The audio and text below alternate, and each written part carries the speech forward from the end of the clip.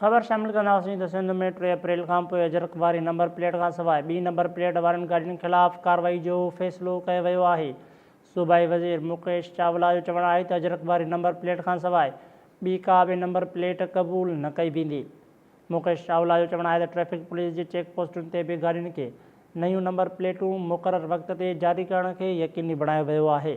सूबाई वज़ीर जो चवणु आहे त मोटर व्हीकल टैक्सिस ऐं ट्रैफ़िक क़ानून जे भञकणी कंदड़नि खां ॾंड वसूल लाइ गॾियल लाइ अमल जोड़ण जी ज़रूरत आहे। मुकेश चावला जो चवणु आहे त वन विंडो ऑपरेशन लाइ ट्रैफ़िक पुलिस खे सिविक सेंटर ऐं फैसिलिटेशन सेंटर ते काउंटर फ़राहम कया वञनि। ख़बर शामिल कंदे रहिया आहियूं त सिंध में 3 अप्रैल खां पोइ अजरक वारी नंबर प्लेट खां सवाइ ॿी नंबर प्लेट वारनि गाॾियुनि ख़िलाफ़ कार्रवाई जो फ़ैसिलो कयो वियो आहे।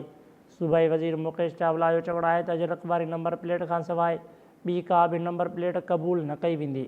मुकेश चावला जो चवणु आहे त ट्रैफ़िक पुलिस जी चेक पोस्टुनि ते बि गाॾियुनि खे नयूं नंबर प्लेटूं मुक़ररु वक़्त ते जारी करण खे यक़ीनी बणायो वञे। इन हवाले सां असां सां लाइन ते मौजूदु आहे हबीब जमाली। जी हबीब, कहिड़ा तफ़सील आहिनि? बिल्कुलु, एक्साइज़ नारकोटिक्स कंट्रोल खाते जो इजलास सूबाई वज़ीर मुकेश चावला जी सदारत हेठि थियो आहे। इन इजलास में एक्साइज़ खाते जे सेक्रेटरी मोहम्मद सलीम राजपूत ऐं DIG ट्रैफ़िक अहमद नवाज़ चीमा ब्रीफिंग ॾिनी। सूबाई वज़ीर मुकेश कुमार चावला इजलास खे ख़िताब कंदे चयो त मोटर व्हीकल टैक्सिस ऐं ट्रैफ़िक कानून जे ख़िलाफ़ वर्जन ते ॾंड विधो पियो हुजे, जेके चालान कया पिया वञनि उन्हनि जी अदायगी जे लाइ गॾियल हिकमत अमली जी ज़रूरत आहे। वन विंडो ऑपरेशन लाइ ट्रैफ़िक पुलिस खे सिविक सेंटर ऐं जेको आहे फैसिलिटेशन सेंटर जेकी आहिनि उन्हनि ते काउंटर फ़राहम कया वञनि। मुकेश कुमार चावला चयो त काउंटर जी फ़राहमी सूबे में जेको आहे मुख़्तलिफ़ हंधनि ते कई वञे। ट्रैफ़िक पुलिस जे चेक पोस्टनि तां जेको आहे गाॾियुनि जा जेके नवां नंबर प्लेट आहिनि उहे मुक़ररु वक़्त में जेको आहे हासिल करण खे यकीनी बणायो वञे। रोड चेकिंग जिते कई वञे थी ट्रैफ़िक पुलिस जे एहलकारनि खे बि मुक़ररु कयो वञे। सूबाई वज़ीर चयो त ट्रैफ़िक चालान ऐं MVR टैक्स जेको आहे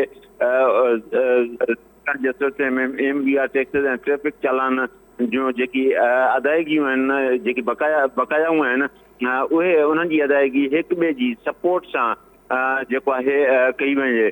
सूबाई वज़ीर चयो त एक्साइज़ खाते वटि जेकी चालान जे मद में जेको बकायाउनि जो रिकॉर्ड मौजूदु आहे उहो जेको आहे ट्रैफ़िक पुलिस खां मदद वरिती वञे। सूबाई वज़ीर चयो त जेकी बकायाऊं आहिनि रहियल आहिनि, जेकी पैसा गाॾियुनि जे ट्रांसफर ऐं टैक्सनि जे उन्हनि खे जेको आहे गाॾियुनि जे ट्रांसफर सां मशरूत कयो वञे। हिन इजलास में DIG अहमद नवाज़ चीमा ऐं एक्साइज़ खाते जे सेक्रेटरी जेको आहे हुन ब्रीफिंग ॾिनी। सूबाई वज़ीर चयो त उहे सूबे में अजरक वारा जेकी नंबर प्लेट आहिनि उन्हनि खां अलावा गाॾियुनि ते जॾहिं ॿिया नंबर प्लेट लॻल हुजनि त उन्हनि ख़िलाफ़ कार्रवाई कई वञे। जी ठीकु आहे, वॾी महिरबानी हबीब जमाली जी तफ़सील ॾियण लाइ।